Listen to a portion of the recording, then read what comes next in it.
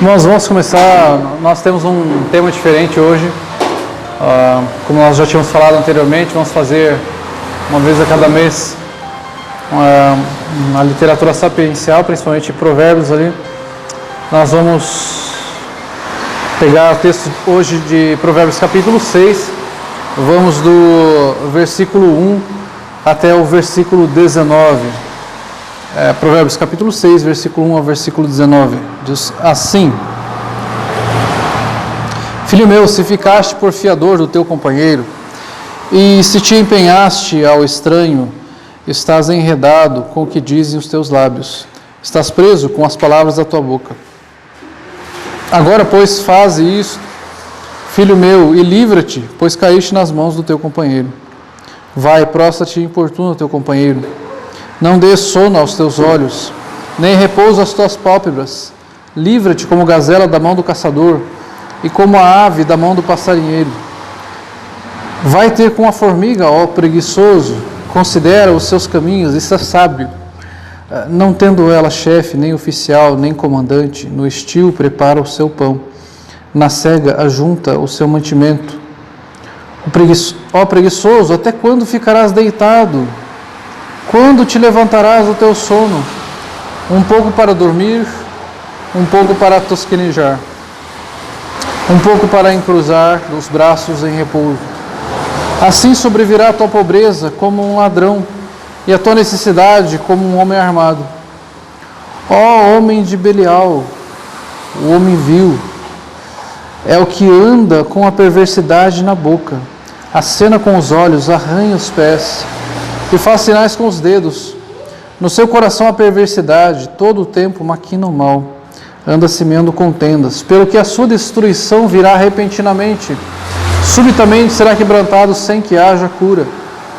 6 coisas o Senhor aborrece, e a 7ª a sua alma abomina: olhos altivos, língua mentirosa, mãos que derramam sangue inocente, coração que trama projetos iníquos, pés que se apressam a correr para o mal, testemunha falsa que profere mentiras, e o que semeia contenda entre irmãos. Então, esse texto aqui vem nos falando, nos dando vários conselhos sobre a vida, sobre como devemos nos portar no nosso viver, como tememos a Deus e como agirmos em circunstâncias que são sensíveis até hoje às nossas vidas. O autor de Provérbios, Salomão, ele começa falando: filho meu, se ficaste por fiador do teu companheiro, e se te empenhaste ao estranho, estás enredado com o que dizem os teus lábios, está preso com as palavras da tua boca. Ele começa falando dos perigos de ser fiador e dos cuidados que são necessários para ser fiador. Nós sabemos que hoje em dia, muitas situações, você necessita de um fiador, porque você não consegue fechar um negócio sem ter um fiador. A época de Salomão também era assim. Existia uma garantia, mesmo que de boca, com testemunhas ali, normalmente se tinham testemunhas, e onde aquela pessoa empenhava a sua palavra, e até um tempo atrás existia isso, lembram-se que a gente falava de fazer as coisas no fio do bigode? Então, se empenhava a palavra daquele sujeito, daquele indivíduo, ante um número de testemunhas ali, de que ele, caso necessário, supriria e honraria a dívida que alguém não conseguiu honrar. Isso continua sendo muito comum hoje em dia, e há necessidade de fiadores. Há necessidade de alguém que garanta. Porque um negócio não é 100% garantido que você vai receber. Nós sabemos que o ser humano é pecador. Existe a natureza pecaminosa. E além disso, existem também os imprevistos. A pessoa, por mais honesta que ela seja, ela pode assumir uma dívida, mas ela pode perder o emprego. Ela pode ficar doente. Ela pode ter uma grande dificuldade em que ela não vai poder honrar aquele compromisso. Logo, há necessidade de uma garantia. Entra uma outra pessoa com o seu nome para garantir que aquela despesa que aquela dívida será paga. E isso acontece das mais diversas formas. Não só necessariamente como fiador hoje em dia. Você pode, e eu já fiz isso há muito tempo atrás, há uns 20 anos atrás, eu comprei material de construção e eu não tinha como fazer um crediário numa grande loja aqui de Ponta Grossa, numa rede de lojas aqui do nosso estado, e uma moça que trabalhava comigo, ela retirou o carnê no nome dela para que eu pagasse, se eu não me engano, em 20 e tantas vezes aquele carnê. Graças a Deus nunca tive nenhum problema nesse sentido, consegui pagar tudo em dia, não fiz ela passar vergonha, mas isso é um risco, porque em 20 e tantos meses, 24 meses, muitas coisas podem acontecer. Eu poderia perder emprego, ou eu poderia morrer. Imagine se eu morresse naquela época. A dívida está no nome dela, ela teria que pagar. Aquilo está no nome dela. Não importa, ele morreu, mas está no seu nome, foi você que assinou, você deu o seu nome.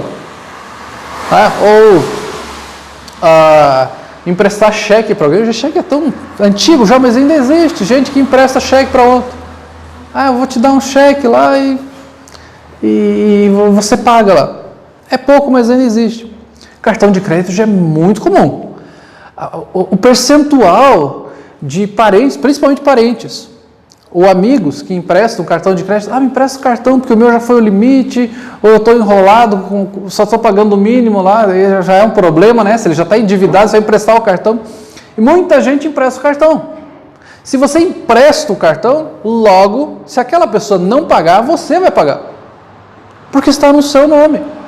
Você tem que estar disposto a pagar aquilo. Ser fiador.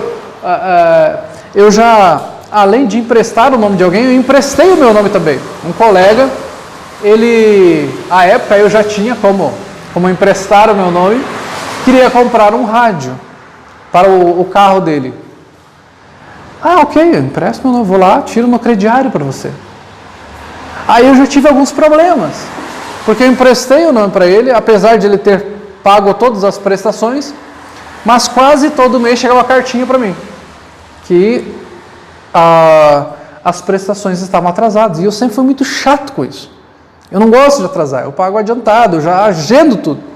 E chegavam cartas todos os meses atrasados, se atrasar mais, vai ser mandado o seu nome para a SPC, e toda vez que isso acontecia é chato, porque você vai lá no seu amigo, e você tem que falar para ele, chegou uma carta para mim, tá bom, eu vou pagar. Mas fica naquela tensão, se ele não pagar, é o meu nome que vai ficar sujo. Porque eu dei o meu nome. Se fiador de aluguel, você vai lá e normalmente necessita de um fiador. E nisso, muitas amizades são perdidas. Porque você dá o seu nome e de repente aquela pessoa não paga. E você precisa pagar aquela dívida. Amizades são perdidas por causa disso. Relacionamentos são comprometidos por causa disso, porque alguém quebrou a confiança do outro.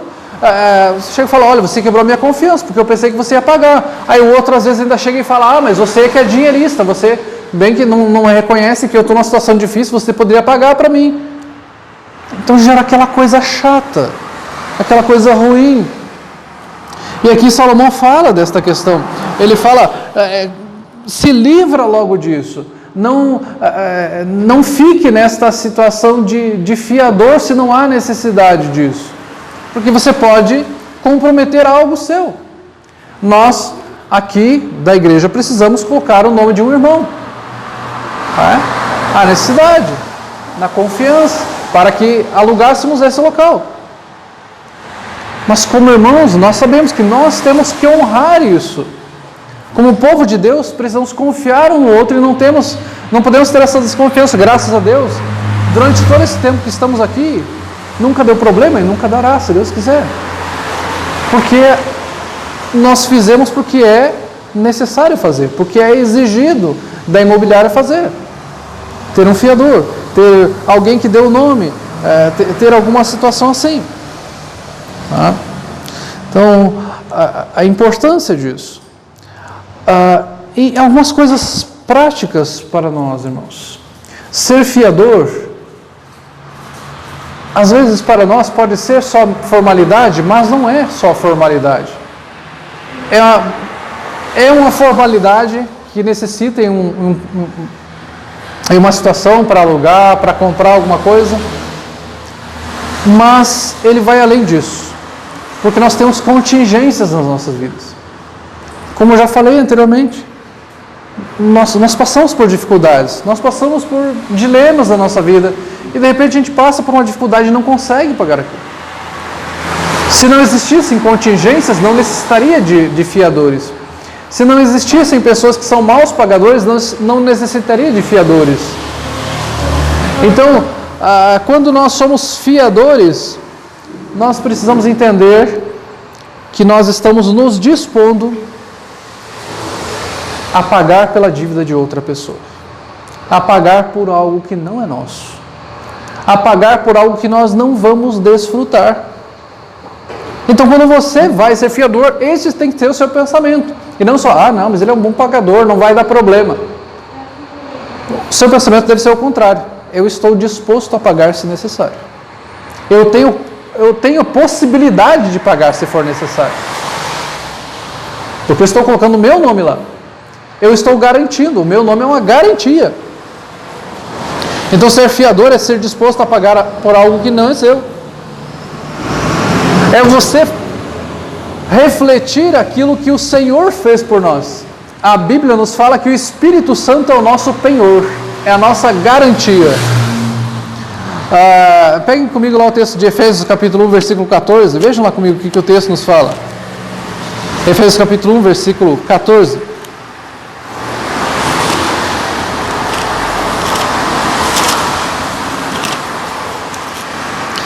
Ele fala lá, ele está falando que nós somos selados com o Santo Espírito da promessa, versículo 13. E o versículo 14 fala, o qual é o penhor da nossa herança, até o resgate da propriedade em louvor da sua glória.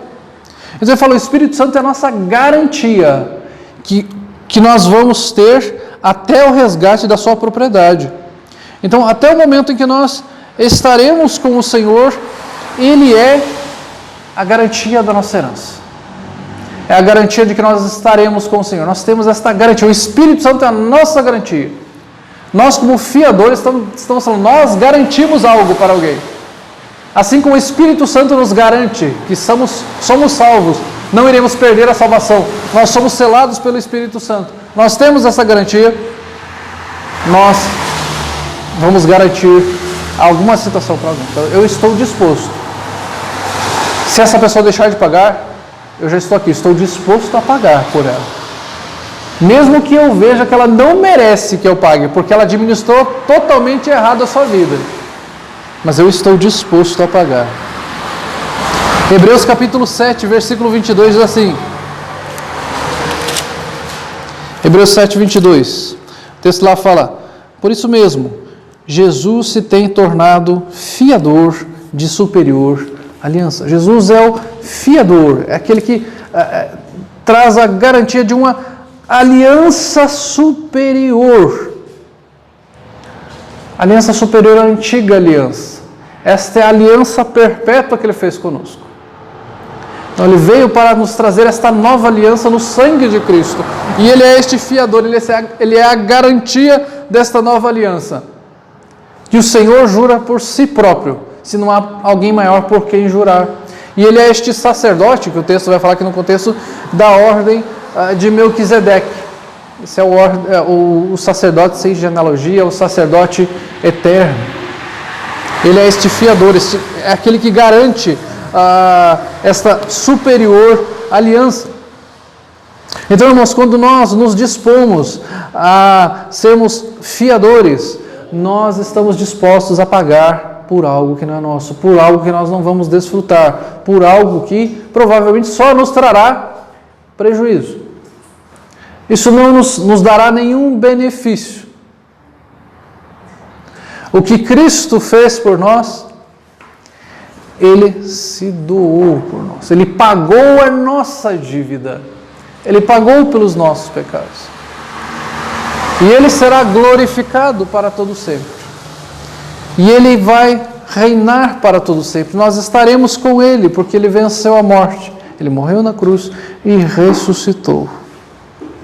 Mas Ele pagou por algo que eu e você deveríamos pagar. Então, se você está disposto a ser fiador, siga o modelo de Cristo. Ele fez sabendo que a dívida não era dele. Ele morreu por mim e por você, não devendo nada. A dívida era sua, a dívida era minha. Então, esteja disposto a abrir mão daquilo que é seu, por amor àquele que você se tornou fiador. Mas, se você vê isso como uma fria, não se coloque à disposição. Não fique constrangido, tal pessoa pediu o cartão de crédito emprestado, ou que eu fosse fiador, mas ele não é tão bom pagador. Não se constranja, fuja, diga não, eu não estou disposto. Eu, como um cristão, eu não tenho a disposição nem a capacidade de pagar por essa dívida que você está fazendo. Nós devemos agir assim, falar a verdade. Ao invés de, eu vou perder a amizade se eu não emprestar meu cartão. Se você emprestar, você vai perder muito mais que isso. Você vai perder a amizade e o seu dinheiro. Então, o que a Bíblia está falando aqui? Fuja, livre-se dessa situação, sai dessa, que é fria. Uma outra questão que o texto nos fala aqui é sobre a preguiça. Falando a partir do versículo 6, vai ter com a formiga, ó preguiçoso. Considera os teus caminhos e ser sábio, não tendo ela chefe, nem oficial, nem comandante no estio. Prepara o seu pão na cega, ajunta o seu mantimento, ó preguiçoso. Até quando ficarás deitado? Quando te levantarás no teu sono? Um pouco para dormir, um pouco para tosquenejar, um pouco para encruzar os braços em repouso.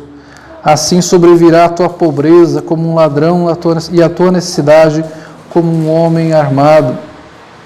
A preguiça é algo terrível. A preguiça nos leva à ruína. A preguiça nos leva à pobreza, ao comodismo. Coloquei algumas figuras aí, que os irmãos estão vendo nos slides. Uma figura muito comum e até clássica de um homem deitado, com o controle na mão, reclamando ali ainda da vida, e a mulher trabalhando. Esse é o clássico preguiçoso, que ele acha que se ele trabalha durante a semana, o fim de semana ele tem que ficar só deitado, e a mulher que trabalha a semana toda, ela tem que continuar trabalhando. Esse é o clássico preguiçoso. Eu vi esses dias, tem até um suporte, chamado suporte preguiçoso, que é de colocar aqui no pescoço para você ficar com o celular aqui, para você nem que segurar o celular. Você já fica com o celular aqui, parece aquele layout dos carros de Fórmula 1 aqui, aquele arco aqui assim, tem o celular ali. Então você não fica não tem nem o desprazer de sentir um pouquinho de dor no braço, de segurar aquele celular. Puxa vida, olha só, você tem até isso hoje em dia. A preguiça, que é tão tipificada por este personagem dos quadrinhos chamado Garfield, que as coisas que ele mais gosta de fazer é comer e dormir. Não existe o velho ditado que comer dá sono e dormir dá fome? Então, muita gente pensa assim mesmo. Comer dá sono, dormir dá fome. E a preguiça é algo que parece que em certos momentos da nossa vida são maiores. A adolescência, parece que a preguiça se torna algo terrível. Adolescente parece que só quer dormir, não quer fazer mais nada, não quer lavar um copo, não quer lavar um prato. E vez por outra nós temos aquela preguicinha. Ainda ontem tínhamos um dia bastante quente aqui na nossa cidade, acima de 30 graus. Hoje já baixou a temperatura mais de 10 graus e com chuva. Então alguns irmãos de repente ficaram com preguiça de vir à igreja. E amanhã de manhã, todo mundo tem que levantar cedo para trabalhar ou ir para a escola, acordar 6 horas da manhã, como é o nosso caso. Aquela chuvinha caindo lá fora, aquele friozinho, você fala, deixa eu ficar mais 5 minutos, mais 10 minutos aqui, que preguiça, quero dormir. É a preguiça. A Bíblia trata isso como pecado. Nós tratamos isso como certa piada às vezes, mas a preguiça é algo pecaminoso e sério, que leva muitos à ruína. Eu peguei mais alguns textos, além desse aí, temos mais alguns textos em Provérbios. Provérbios capítulo 13, versículo 4, por exemplo. Ele fala lá: o preguiçoso deseja e nada tem, mas a alma dos diligentes se farta. Capítulo 19, versículo 24. O preguiçoso mete a mão no prato e não quer ter o trabalho de levar à boca. E capítulo 21, versículo 25. O preguiçoso morre desejando porque as suas mãos recusam trabalhar. Veja como é a atitude de uma pessoa preguiçosa. Eu tenho preguiça de tudo. Eu já ouvi falar de pessoas que estão em casa e se você não alcançar a comida, ele não come. Eu já ouvi de pessoas que falaram: olha, o meu cônjuge foi até a geladeira, tal produto estava atrás de um outro produto, ele não quis pegar porque tinha que tirar este produto da frente para pegar o outro, então ele não quis comer. E se estiver sozinho em casa, passa fome, porque não tem ninguém para dar a comida para ele ou para ela. Tamanha é a preguiça. E o preguiçoso, ele tem algumas características marcantes também. E eu já convivi com muitos preguiçosos natos. E falando aqui que nós, vez ou outra, somos preguiçosos, mas tem aquele preguiçoso que ele é o preguiçoso, é aquele preguiçoso 24 horas por dia. É o preguiçoso Garfield mesmo. Não tem, ele é preguiçoso a vida toda a vida. E a característica deste preguiçoso, que é o preguiçoso contumaz, os seus sonhos são ousados, mas ele não toma nenhuma atitude para chegar a esse objetivo. Ele sempre pensa: se eu entrar numa empresa, eu quero ser o chefe naquela empresa, eu quero chegar a ser gerente, eu quero ganhar muito bem. Mas ele sequer tem a disposição de fazer um currículo. Ele prefere, ele quer tirar notas boas na escola e na universidade, porque ele quer ter um bom emprego, porque ele quer... Mas ele prefere fazer colinhas e colar na prova, ao invés de estudar. Estudar dá muito trabalho, então eu vou fazer umas colinhas no papel, no braço, onde quer que seja, para que eu consiga tirar uma boa nota. Isso é preguiçoso. O preguiçoso, ao invés de ter uma vida saudável, ele escolhe pular refeições para ficar mais tempo na cama ou no computador. Eu não vou tomar café hoje porque eu tenho que dormir. Eu não vou comer aqui porque eu estou aqui no computador vendo um desenho, um filme, uma série. Preguiçoso, não quer nem comer. Como o provérbio, aquele texto de Provérbios fala que ele tem preguiça de levar a mão na boca para comer. Ele deseja várias coisas, mas não as tem porque ele é preguiçoso. Ele é acomodado. O maior sonho é ganhar na loteria, para que ele não tenha que fazer mais nada da vida, e viver só com os juros da poupança, como se ele fosse viver só disso. Ele vai gastar tudo mesmo. Ele quer ficar deitado a vida toda, dormindo ou viajando, sem fazer nada. A regra do preguiçoso sempre é procrastinação. Procrastinação, para aqueles que não sabem o que é essa palavra, é sempre deixar para a última hora. E nós brasileiros somos especialistas nisso. Qualquer coisa que tenha prazo, posso saber, o brasileiro vai deixar para a última hora. Recadastramento de alguma coisa, declaração de imposto de renda, matrícula em escola, recadastramento de carteirinha de ônibus. Tem tal prazo. Pode saber, são 2, 3, 4 meses de prazo. As maiores filas serão nos últimos 3 dias. A fila vai dobrar. Quando estava sendo feito o cadastramento biométrico aqui na nossa cidade, ficaram meses falando disso. Meses e meses. Eu e minha esposa fomos fazer o cadastramento, chegamos lá, acho que Não demoramos meia hora. Na última semana do cadastramento, o quarteirão do fórum dobrava, filho. Dobrava. Tinha gente que a perder de vista. Aquele quarteirão enorme. Dobrando de gente na fila. Foi deixando para a última hora. Se acomoda. Vai deixando. Inscrição em concurso, inscrição em vestibular, deixa para a última hora.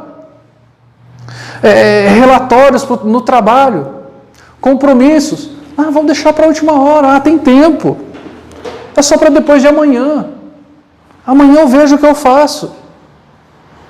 E aí aquela correria, será que eu vou conseguir? Será que vai dar tempo de fazer esse documento? Será que vai dar tempo de fazer o trabalho? Será que vai dar tempo de estudar? Preguiça. Hoje eu quero assistir aquela série, estou curioso para o próximo capítulo. Hoje eu estou querendo sair com os colegas. Hoje eu estou querendo ficar aqui só flauteando aqui em casa, sem fazer nada. E não faz. Exercício físico. Sempre vai deixando para depois.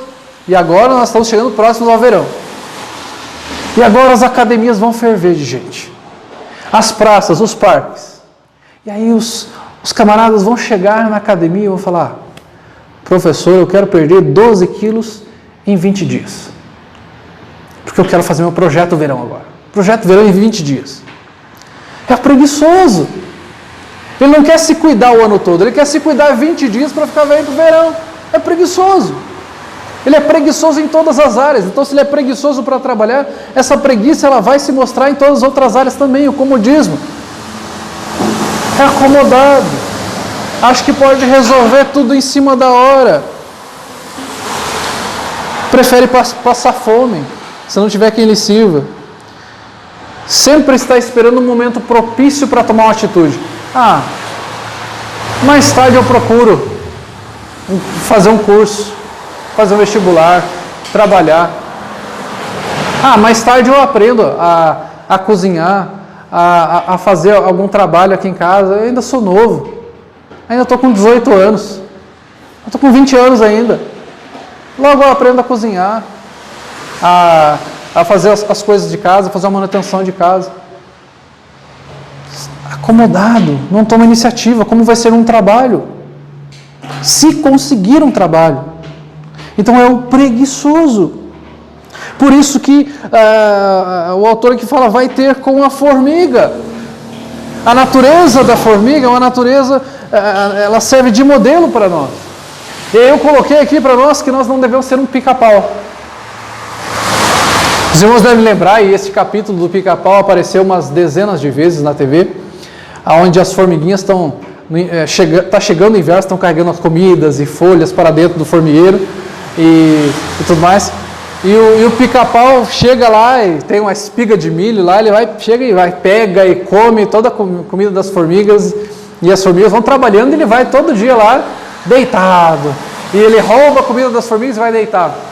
Aí quando chega o inverno, as formigas fecham a toca delas, estão com o estoque de comida delas lá, show. E o pica-pau, barriguna vazia, frio, inverno. Ele bate lá para ver se as formigas dão uma coisa. Não, aqui não. Aí ele fica lá, fica congelado lá no inverno. É o preguiçoso. Ele não pensa no amanhã. Ele pensa em se dar bem hoje. Ele pensa em se aproveitar de alguém agora. Olha só, alguém pode me ajudar, alguém pode me auxiliar nisso aqui. Não, beleza, amanhã a gente vai cuidando. Não pense em trabalhar, em guardar no seu futuro, em família, em filhos. Vai gastando tudo aquilo que tem, ou emprestando. E aí nunca tem nada. Gasta tudo com diversão, com farra, e nunca tem nada. Por isso que o autor fala que vai ter com a formiga preguiçoso. Ora, olha para aquilo que as formigas fazem. Elas têm divisão de tarefas. As formigas têm as operárias, tem as rainhas, tem os machos lá que servem para o acasalamento, para a procriação. As operárias são as que trabalham, as rainhas são aquelas que vão estar ali para para multiplicar as formigas. Então há uma função, assim como tem uma função em todo lugar, desde o lar. Nós devemos aprender desde o lar a trabalhar. Por isso que nós temos uma geração complicada hoje. Nas gerações anteriores, na minha, nós aprendimos a trabalhar cedo. Desde pequeno nós trabalhávamos em casa já. Pai e mãe levavam a gente a trabalhar juntos. Mas, como existem excessos, o que o governo fez? O governo pegou a criança com a água suja e jogou tudo fora. Jogou aquilo que é bom e aquilo que é ruim junto.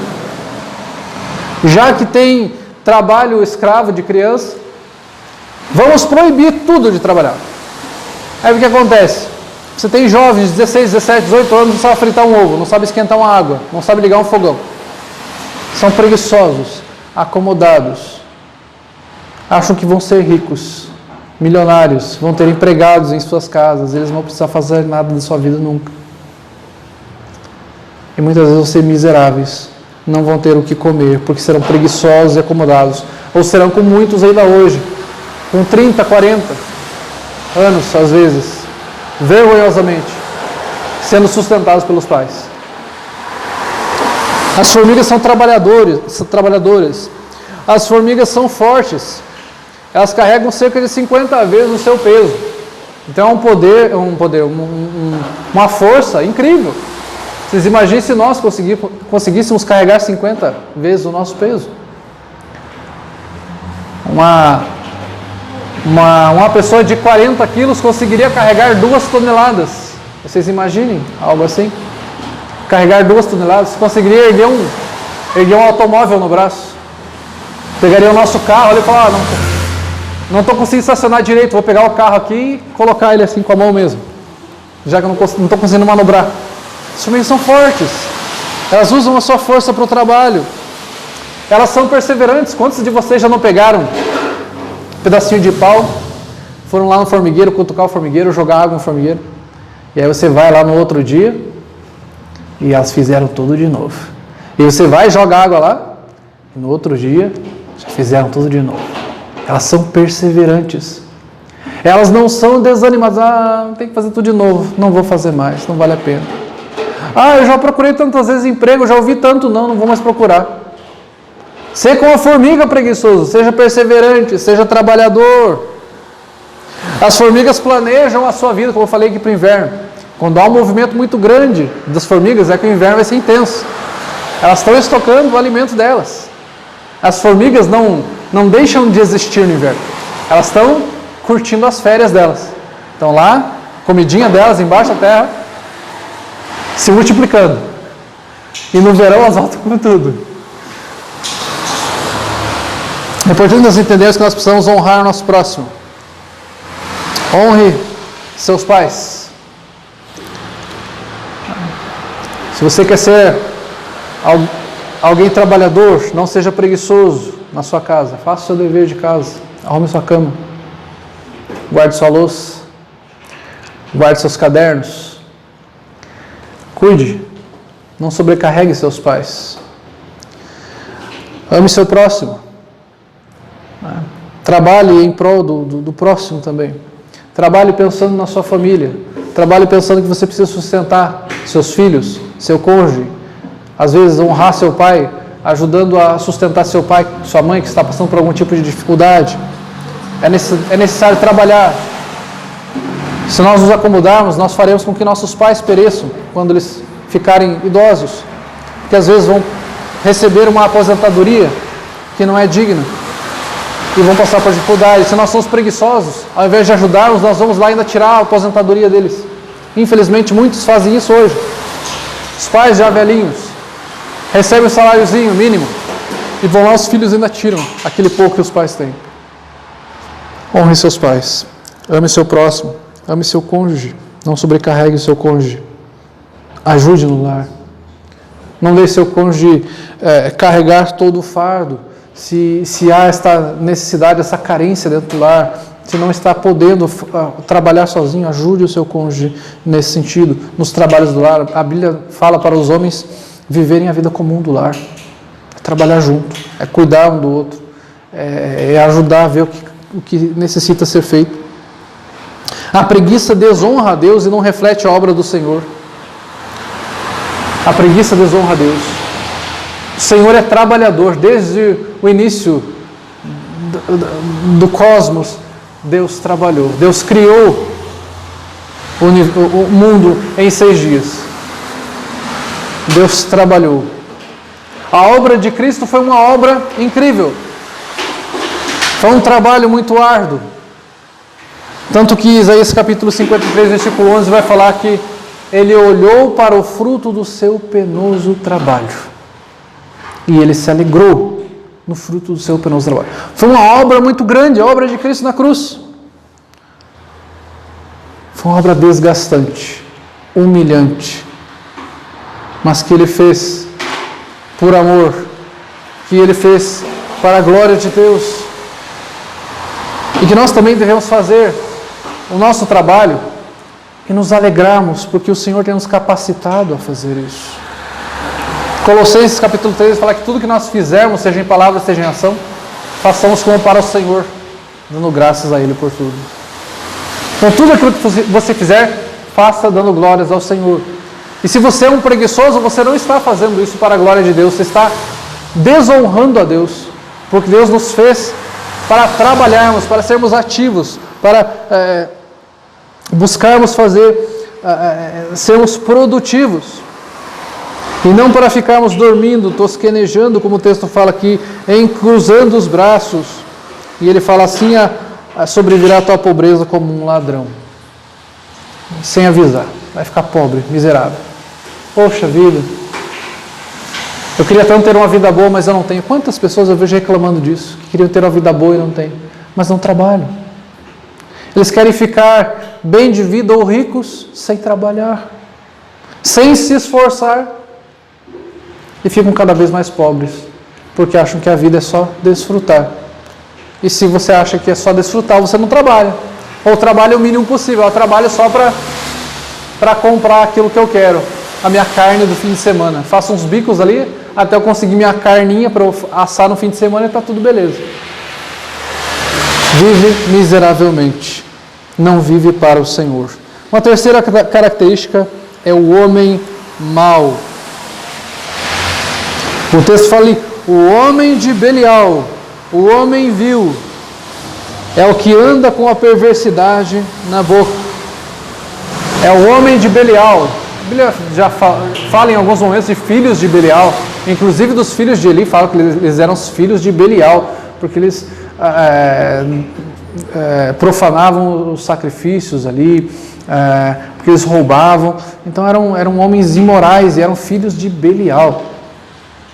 E aqui está falando então desses homens maus, homem de Belial, homem vil, que é o que anda com a perversidade na boca, e acena com os olhos, arranha com os pés, faz sinais com os dedos, no seu coração a perversidade, todo o tempo maquina o mal, anda semeando contendas.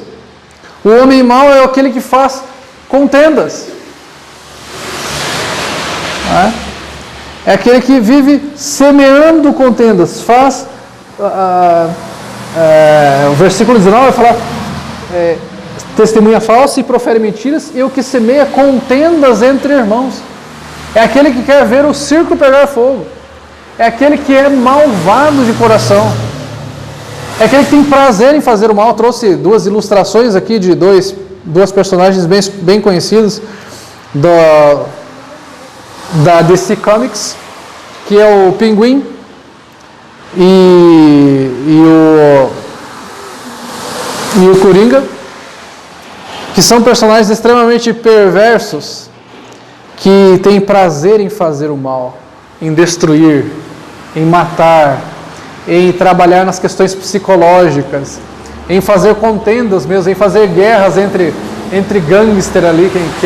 Quem já assistiu filmes do Batman ou os seriados que envolvem isso, sabe que eles são extremamente violentos, que eles gostam de trabalhar manipulando mentes, manipulando pessoas, fazendo guerra, mesmo que eles não façam muitas vezes a guerra, mas eles manipulam, jogam um contra o outro. Eles fazem essas contendas, que o texto falou aqui, anda semeando contendas.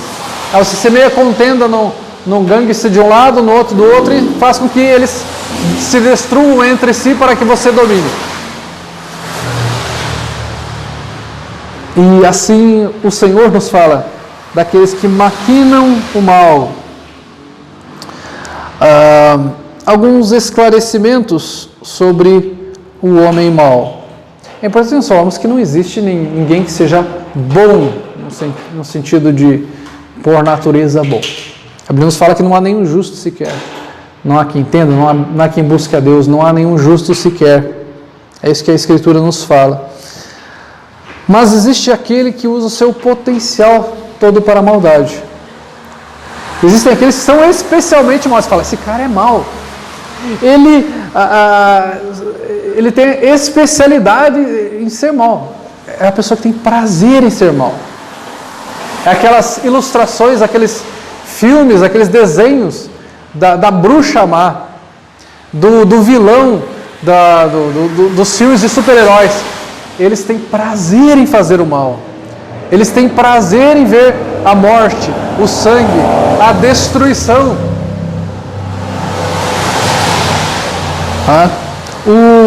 São pessoas que se desenvolvem em praticar ilícitos. Têm prazer em fazer o mal, em fazer contendas. Elas até se vangloriam de fazer coisas erradas, de praticar o mal, e aquilo para elas é status.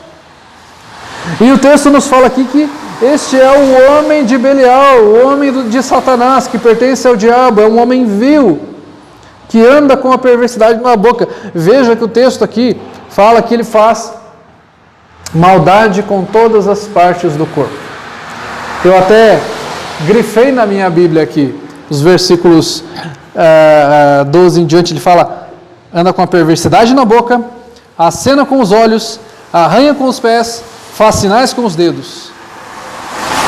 No seu coração a perversidade todo o tempo, maquina o mal, anda semeando contendas. E aí ele vem falando que a sua destruição virá repentinamente, subitamente será quebrantado, sem que haja cura. Então a maldade em todo o seu corpo, nos seus olhos, nos seus dedos, na sua boca, no seu coração. A maldade está impregnada nesta pessoa. A maldade faz parte dela. Vocês certamente conhecem pessoas assim, que falam, olha só, eu sei que todos nós somos pecadores, mas esta pessoa é má. Ela é má sempre. Ela tem prazer em ser má. Ela tem prazer em prejudicar os outros. Ela tem prazer em falar mal dos outros. Ela tem prazer em caluniar os outros. Ela tem prazer em colocar um contra o outro. Ela tem prazer em ver os outros chorarem e sofrerem.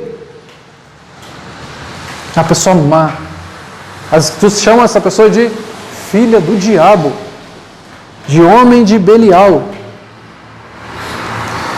Fazem isso como aqueles que sentiam prazer em fazer o mal, os gangsters de antigamente. Se você for assistir um documentário ou um filme, vocês vão ver assim, cenas as mais perversas possíveis, onde eles matam pessoas com requintes de crueldade ali,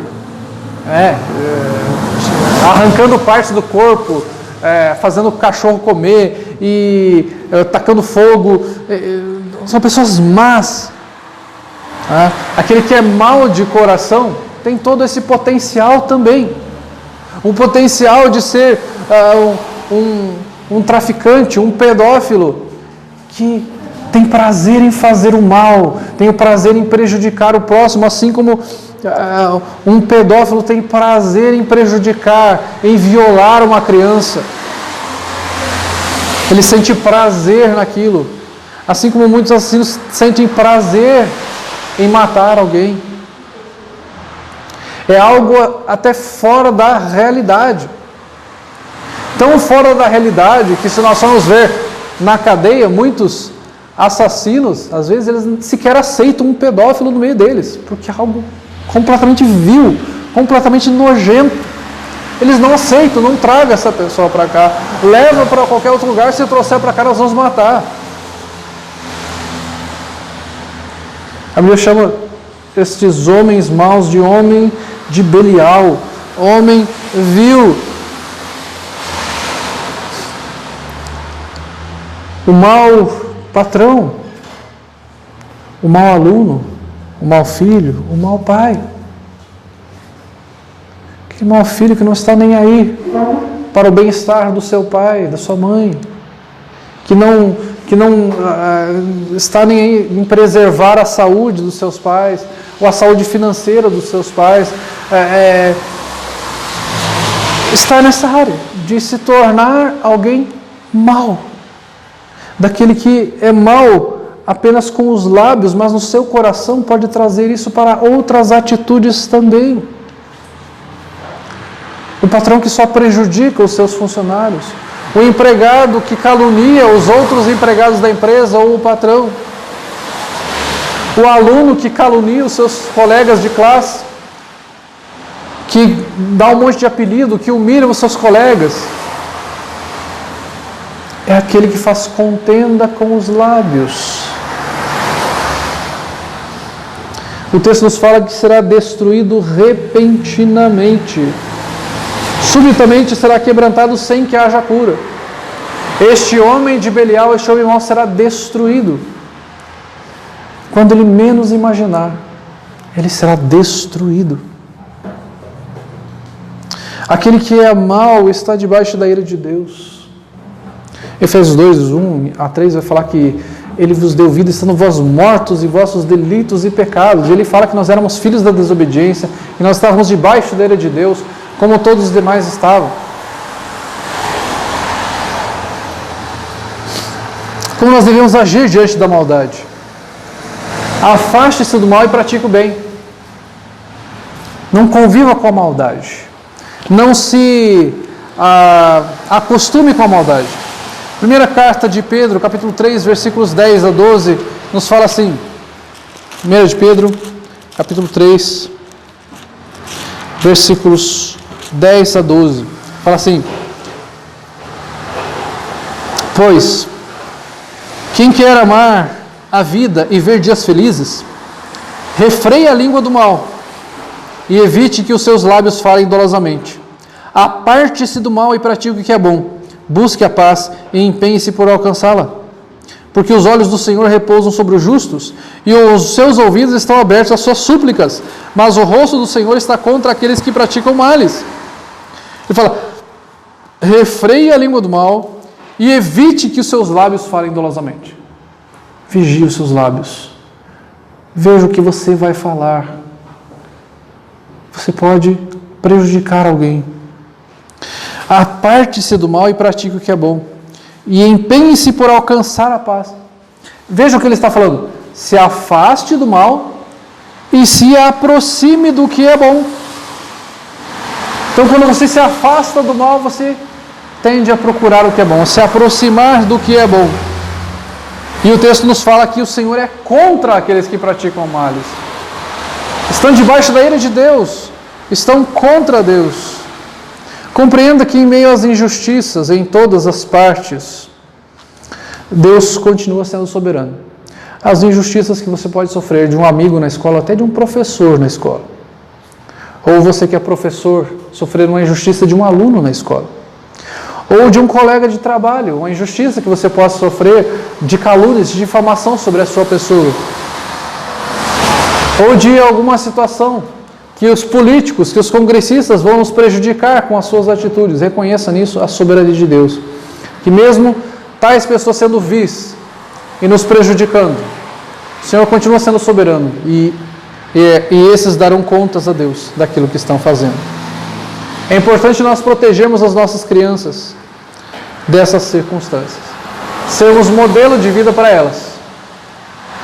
De evitarmos conteúdos que não condizem com a idade delas.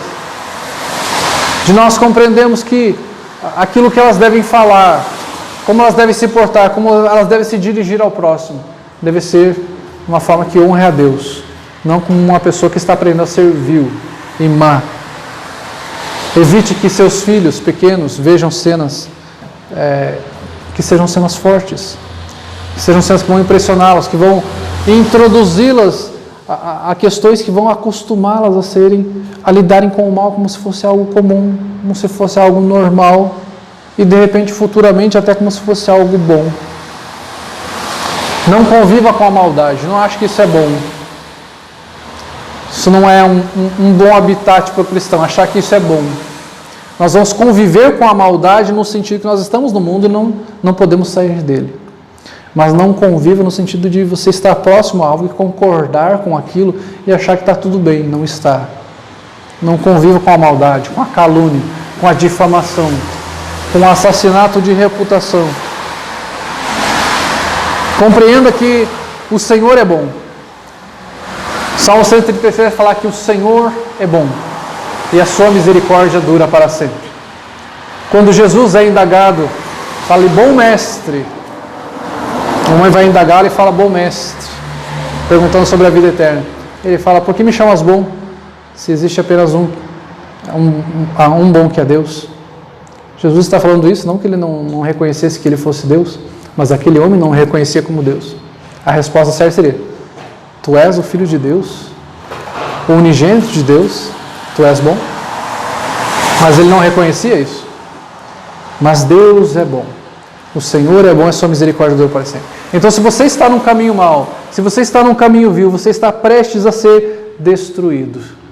E o Senhor abomina a sua atitude. Mas a Bíblia também nos fala que o Senhor é bom e a sua misericórdia dura para sempre. Que você pode se arrepender dos seus pecados e crer em Cristo e se voltar para o Senhor. E viver para o Senhor. E honrar ao Senhor com a sua vida, com o seu trabalho, com os seus bens, com a sua saúde. Viver para a glória do Senhor, com tudo aquilo que você tem. Que você tenha a sua vida para a glória do Senhor. Que Deus abençoe. Vamos orar, irmãos. Ó Deus, ensina-nos a usar os nossos recursos para o Senhor.